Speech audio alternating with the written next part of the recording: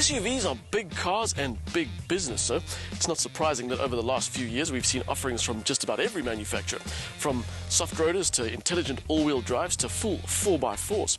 But amongst all that choice, it's easy to forget that one of the world's smaller manufacturers has been at the game for years. The manufacturer is Suzuki, and its Jimny 4x4 has been around in one form or another for over 4 decades. It was the company's first global success and offered all-terrain ability in a very compact package. From a topless 3-door sold in Japan in the 70s to the hardtop Conqueror found around the world today, it's fair to say the Jimny is a little legend. Suzuki have recently updated the Jimny, but rather than mess with the recipe, they've only made a few minor adjustments. So there's a new bonnet with integrated scoop, there's a new grille, a new bumper and a new scuff guard and repositioned fog lights. Everything else is exactly as it was.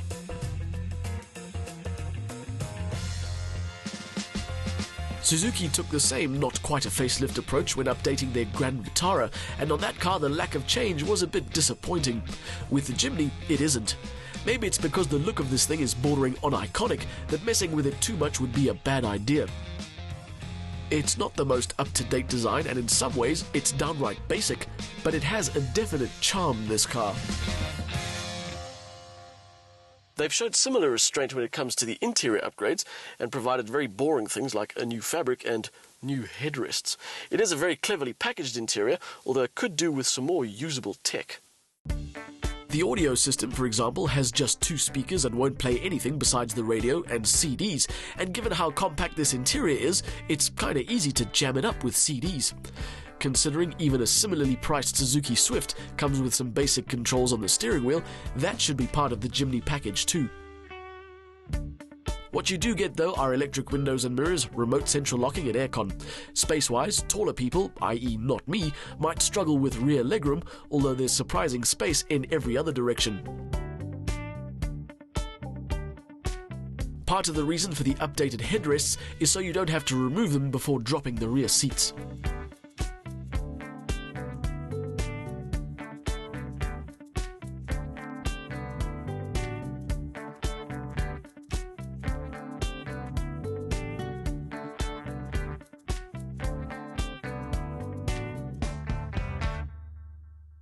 So it might be a bit short on toys and be about as big as a size 10 shoe, but it's still comfortable. The last Jimny I drove was severely short on miles, so as a result it felt a bit tight. This one with 14,000 Ks on the clock is more than loosened up, and it's perfectly capable around town. Sure, its 1300 motor only puts out 63 kilowatts and 110 newton meters, and its top speed is a deeply unimpressive 140, but why would you need any more from a car like this? Suzuki claim you'll get around 550 kilometers from its 40-litre tank, and you can use that fuel to go just about anywhere you like. Because under its compact body, it's got a full 4x4 system, which means this car can go the same kinds of places as things twice its size and twice its price. It doesn't have fancy air suspension or clever electronics, but because of its compact dimensions, it's got better approach and departure angles than a Land Rover Discovery 4, and a turning circle that's under 10 meters. What it lacks in sophistication, it makes up for with pure mechanical ability. Good suspension travel, a 5-speed manual gearbox and decent ride height make for off-roading capability that impresses every time. For me, the thing that stands out above everything else in the Jimny is its character. Yes, the steering is a bit rubbery and the gear shift is a bit wobbly, but despite that, it still manages to feel solid off-road and good fun on it. And on top of that, you get the impression that this car is perfectly happy to take you wherever you want to go.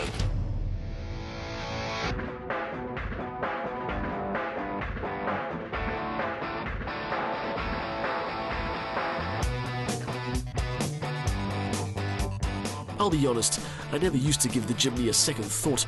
I'd driven one before and thought it was good in the dirt, but underpowered everywhere else. Now that I've spent time in one that's done some mileage and is able to show its true abilities, I'm a big fan of this little car. The Suzuki Jimny is not the world's most sophisticated thing. It's starting to look a little dated, and the interior provides just what you need. It's not going to win you many points with the car snobs, and it probably won't impress your date, but it is still good on an everyday basis, and it'll take you more places and with more character than anything else at its price.